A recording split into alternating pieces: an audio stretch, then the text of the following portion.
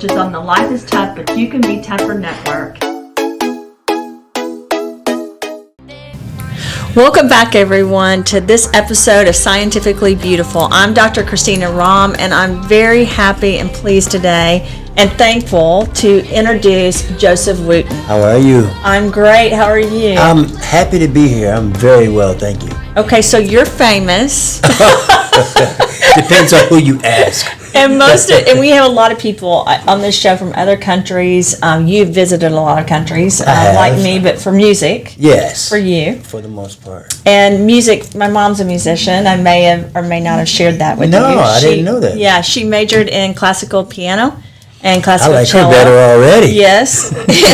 And so I was raised constantly with piano, trumpet, guitar, singing. I was not good at those things like you are. So I sadly disappointed her in my endeavors. But music makes me happy and so many other people happy. Right. And we also know that it impacts people's health even. Right. And so but the purpose of this is to talk about health and science as well as people's lives and how they got to where they are, because life is tough and it takes a certain kind of personality to just keep going and to make it to where you are. And oftentimes when you see someone famous like you that was in Steve Miller Band, the Wooten Brothers, you have your own label, you do all kinds of things. You also do a lot to help people. A lot of times they'll see people like you and think, well, that journey was easy and he's very fortunate. They don't see the tough part and how you got here. Right. So I'd love to start, if you don't mind, with you telling a little bit about yourself and how you got here. Okay. And also mentioning one or two things that were hard along the way where you didn't quit and you still were able to get here. I can do that. I was born into a musical family. I have 4 brothers. And all of my brothers are musicians. When I was 5, okay, let me step back a little bit. My dad fought in the Korean War. And they both grew up in North Carolina, both born in North Carolina in very segregated North Carolina. My dad was born in 1930, my mom in 34. My dad fought in the Korean War. My mom and dad got married. My dad had promised her that he was going to retire after the war was over, and he got out of the war and switched to the Air Force from the Army, which my mother wasn't very happy about. Fortunately, she stayed with him. She had promised him that if he hadn't retired, she was going to leave him. Thank goodness she didn't. And they had 5 boys, kept trying to have girls, kept having boys. Were born in Air Force bases all across the country. So I'm second to the youngest. I'm the 4th of 5. I'm 3 years older than Victor. My older 3 brothers, Rudy, Roy, and Reggie, are 3, 4, and 5 years younger than me. 5 years older than me, I'm sorry. So in the mid-1960s, we moved to Hawaii, Air Force Base in Hawaii. And my 3 older brothers were in elementary school. Well, in Hawaii, the school-issued elementary school instrument is the ukulele and the recorder. And so my brother Rudy, the middle brother, picked up the recorder. He was instantly good. Whatever he heard, he could play it. My middle brother Roy was beating on everything that he saw, and he was instantly good. My oldest brother Reggie took Roy's ukulele and was instantly good. Whatever he heard, he could play it.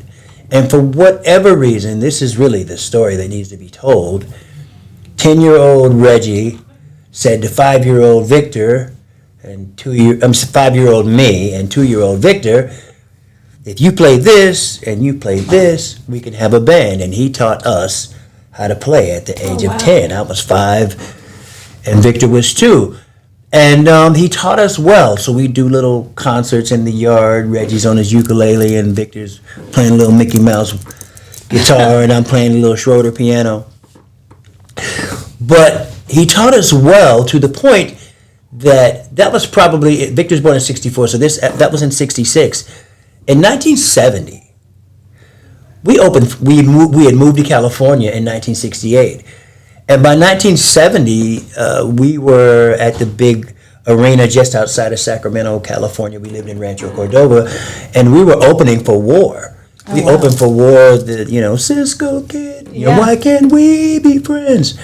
We opened for them and Victor was only 5. Wow. Victor had just learned to write his name. I was 8. Older 3 brothers were 11, 12, and 13. So we were taught well. And 2 years later, we were on a little mini tour with Curtis Mayfield, and he was singing all the music from the Superfly soundtrack. And at a very young age, we knew what we were doing with our lives. That worked in our favor, that we had focus early. My parents, especially my mom, made sure that wanted to make sure we were people of substance. So she made sure, one, that we made good grades in school. She recognized that the school system wasn't teaching us very well. So she went and got flashcards, and she made sure that we knew how to read, write, do our basic addition, subtraction, multiplication. She'd have the flashcards, and she'd go, when I put this flashcard up, I need you to be able to tell me the answer just like you can tell me your name. And then she'd say, because you know Christmas is coming. And, if you don't know these flashcards, they weren't waiting on Christmas. And, but she knew how tough it was going to be. I mean, she knew how tough it was for them coming up in a very segregated, tough North Carolina, where they go to school all 12 grades in one room with one teacher. Yeah. That was them. So she made sure that we were equipped to endure whatever it was that we would need to endure. Now, in terms of that part of it, it wasn't easy, but it was comfortable because we were playing, we always had somebody to play with, siblings, our parents were at all the gigs. So that part of it was very comfortable. But now, at the age of 2, in terms of difficulty, at the age of 3, I was told I had got very bad pneumonia. Mm-hmm. And that pneumonia left me with asthma. So asthma has been my challenge. And I spent a lot of my childhood just struggling. And eating the standard American diet, the standard American people from the country diet, cereal every morning, cereal every morning, and biscuits, and you can't have a meal without something sweet to wash it down. So I spent a good deal of time struggling. And as I got older, as my brothers went to college, they found a book called Cooking with Dick Gregory. And Dick Gregory was a social activist comedian who found nutrition as he got older. So there was this nutrition book, and we really got into that. Now, from there, it gave me some ideas of making my health better with diet.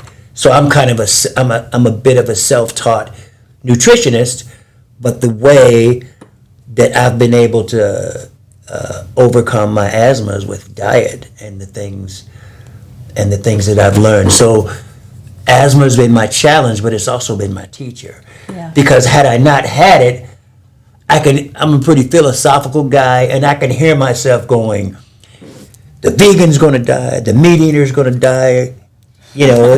Why would I deny myself the thing that I like to eat the most?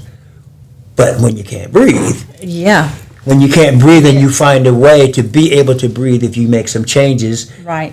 It has enabled me with discipline to have a quality of life that I wasn't able to have when I was younger. I mean, I'll be 60 in December. I'm breathing a lot better than I was when I was 50, and certainly when I was 40. I had asthma. Did you really? And people think that because you're a scientist or you're in medicine or clinical or whatever you're doing that you know about nutrition, but I actually went back to Cornell to get certified in nutrition because it was important to me when I have to tell you, I grew up in the country. We had butter, we had and it was really good, right? Yeah. But I always tell people you either live to eat or you eat to live, right? Because it's so important. And I can't even tell you, I make products and people will say how amazing they are, but one of the things and they'll say it changed their life, but I think it's not just the products. I think that I also talk a lot about eating healthy, Right. and cleaning your body, Right. and putting the right things in, because you could give someone the best products, pharmaceutical, nutraceutical, I don't care. Right. But if their nutrition isn't good, it honestly affects your health so much. People don't realize. It really does. It, There's so much to learn, and I'm constantly learning more. The one that surprised me the most is that oftentimes when you're learning nutrition, you're learning just the content. yep. You know, how much protein, how much sodium, how much potassium, how much magnesium, etc. But the thing that helped me the most is when I learned how those foods function in your body. Yeah. Because some things that have a high nutrition content are very detrimental to your gut lining. Absolutely. And once I learned the correlation between gut lining and breathing, that changed everything. And a lot of the things that I thought I was doing right were very detrimental. And some of the things that I thought were really bad for me weren't as bad as I thought they were. Butter being, like, I'm vegan now, so I don't eat butter. But butter's not. It's not horrible. Grass-fed butter. It's the microbiome of the stomach. And I was like you, and that's where I was like, I really need to understand more about this, because there's the science part, and then there's the complete ecostructure of the Yes. body and what you need to learn. So That's right. yeah, I can see how that was a challenge. And Well, I'm sorry to cut you off, but No. especially being a singer. well, I thought about that when you said singing, and it's interesting because your wife, I am working with her on a project that has to do with how important the air is. And I think when you have asthma, I mean, I ended up in the hospital numerous times. Me Could too. not breathe. Me too. It's the scariest thing. But when you talked about asthma, I thought, I bet his experience was harder than mine, because you're a singer. And Well, that's now, so so important. here's the thing for me. Asthma is so not scary to me because I've known it my whole life, right? So I know what my body does when I have it. I don't have any fear that I've never had a fear that it's going to be the end of me. It's just a discomfort that I got to get through. But I've spent so much of my life in the hospital as a child that it's not a fear for me anymore. And I don't have it that much anymore. And if I do, I don't have it nearly to the severity Yeah, that I don't used to either. have it. Yeah. But I've learned so much. It's been such, thank goodness I had it. Because if I didn't, there'd be no reason for me to not just keep eating like I ate when I was growing up. And one thing that you don't really see old asthmatics. No. Because it's so hard on your Yeah. on your system. It's a cardiac issue Yeah. if you don't figure something out. Yeah. While you still have your youth. Well, like it turns into COPD and Yes. different types. But Yes. I do want to talk to you about the fact that you overcame that, as well as other things, to be this famous musician. That's not just a famous musician, but someone that helps people through. And I know you're. I didn't mean not to laugh. No, it's okay. I mean, you are. You're. And honestly, you would never know that from being around you. And I think that's one of the things I always love, people that have worked very hard to achieve things in their life and feel blessed because of it, instead of, I don't know, you're just a very humble person, which is another gift I think you probably have to bring to people. But you have not just been a musician that's made an impact on people, not just started a nonprofit that's impacted people, but also you've been acknowledged and spoken at places like the UN and different environments. And your wife actually shared with me, I think you were out of the room, but about some of the her experiences with you and how you guys were. She was sitting at the table, I think, with the head of the UN and didn't know who that was. And Stephanie, I could see Stephanie because she's like my personality. Just not that we're clueless, but we're like, hello. So what do you do? So what do And you do? he She said- shared that, and I love that story. But you were sitting also at a table of very prominent people for a reason that you were invited. It's anytime you're in an environment like that, you have to have something you're offering where they want you there. And the UN, would you share with the audience why you were with the UN and what you guys were doing? Well, Stephanie always, her clientele is always movers and shakers. Yeah. And this particular person was a like billionaire's billionaire, gazillionaire.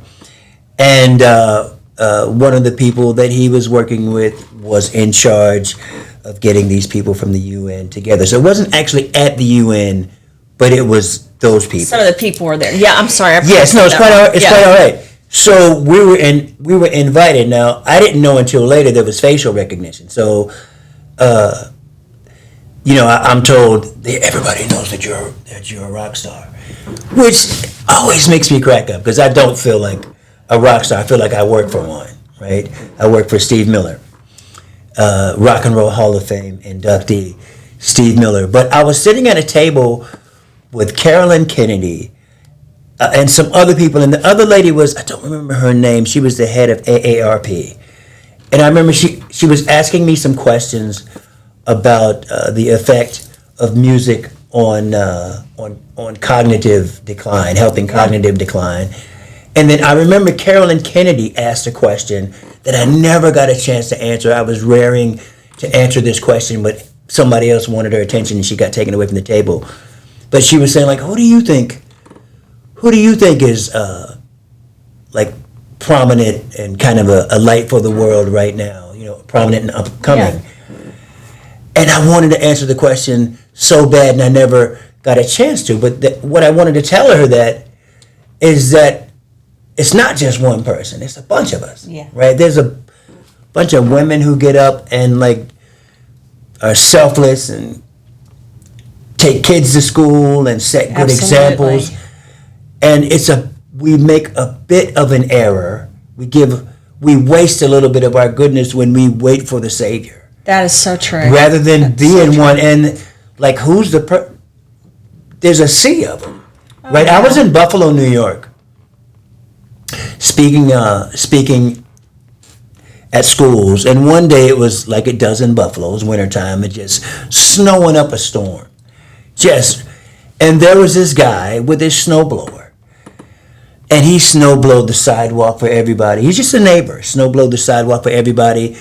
He snowblowed everybody's driveways and walkways because there were a lot of elderly there. Right. And he did that not because it was going to get him applause or somebody was going to bring him a medal. Yeah. There it goes. There's the answer to that question. There's a million of us. But too often we don't value it. No, we wait to give all of our value to the person that cut us off. And then we dedicate all the drivers in that city. Just like those Nashville drivers, they'll cut you off. At the expense of all those drivers who did exactly the right thing. Truth of the matter is, most every driver does exactly what they're supposed to. But we give all our attention to the people that don't do the right thing. And that's the error that we make. Yep. Is that we waste goodness giving all of our attention to people that don't do right. Because there's much more people doing right than there are doing wrong. But one advantage that evil has is that it's not evil until they act on it. Like, it's not evil to go, that's not evil. No. But, you know what I mean? If I assault you, it becomes evil. Well, goodness is good without action. That's true. That's very true. And too often, evil takes advantage of that. We have too many, nowadays we need goodness with action. But we also need to value it. I love this discussion because I love this discussion because I say this all the time.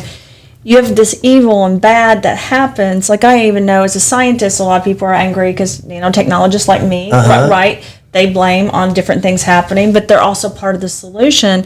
What I always tell people, especially recently, with all the things going on in the United States and then everywhere, is we are good people. There's more good people than bad people, but we've got to take action. Right. We've got to do things. We can't just sit there. Right, because you're right. Because there's so much goodness, but we've got to step in, and it's not one person. Right. It's a lot of people. Yes, it is. And that's an advantage that music has.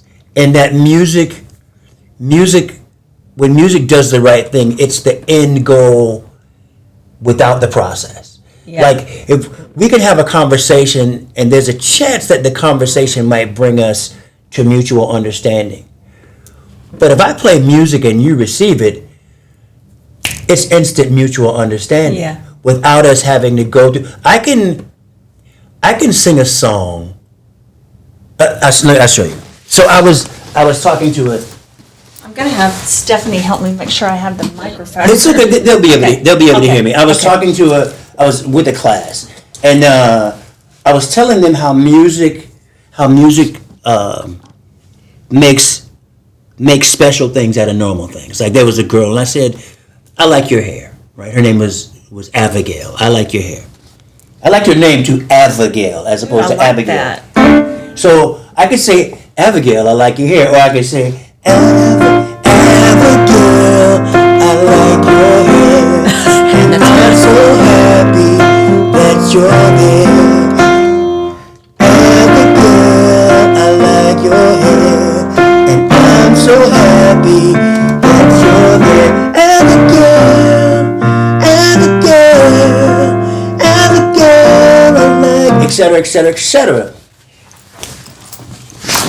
With music, we can take the average thing and make it something special. That's what makes it such a powerful tool.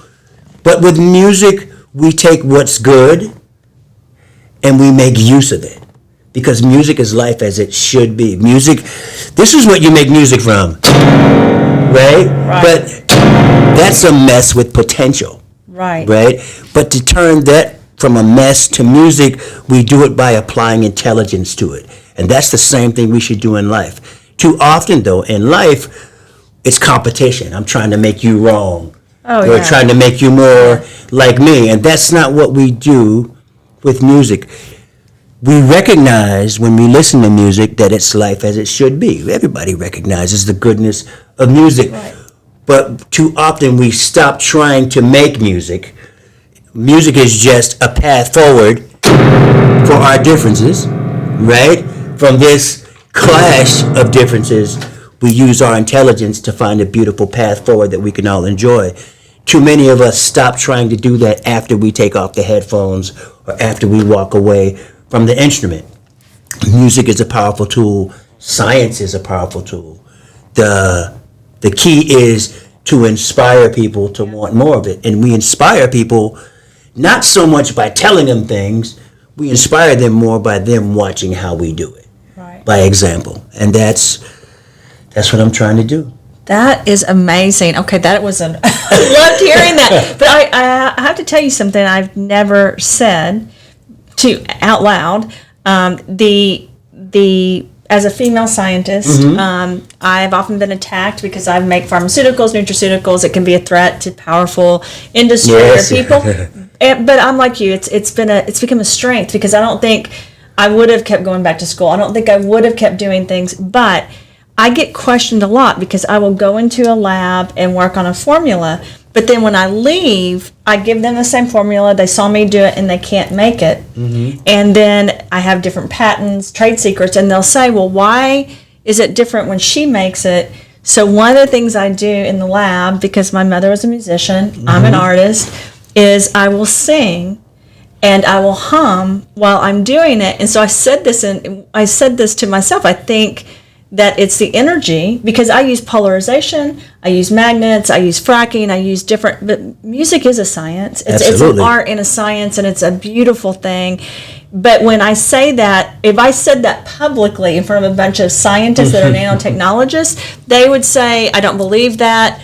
There's got to be something else. And I've said this many times, I don't know why my formulas are different when I make them, but actually in my heart do know why, because I'm taking something that everyone else can do, and I'm turning it into something that's beautiful because I'm using the energy behind humming and music and the words and the sound. And if there's anything that taught me that, it was my beautiful mother.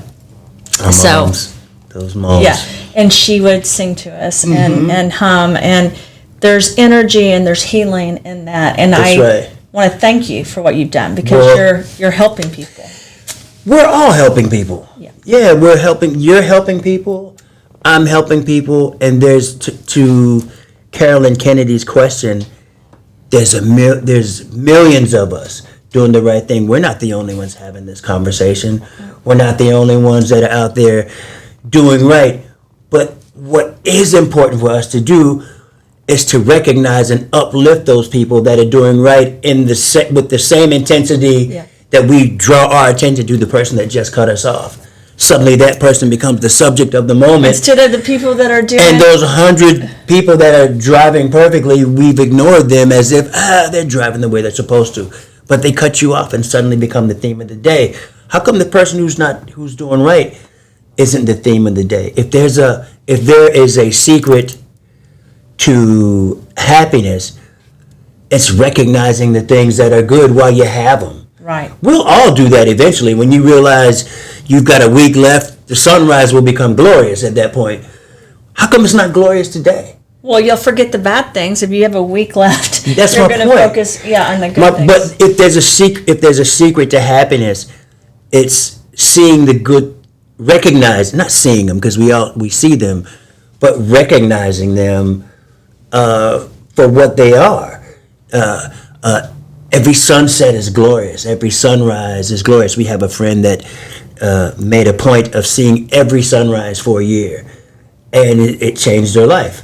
Every sunrise and every sunset for a year, it changed their life. We are freedom and goodness spoiled in that we have so much of it, we sort of forget about it. That's true. We sort of forget about it. We value our parents once they get sick.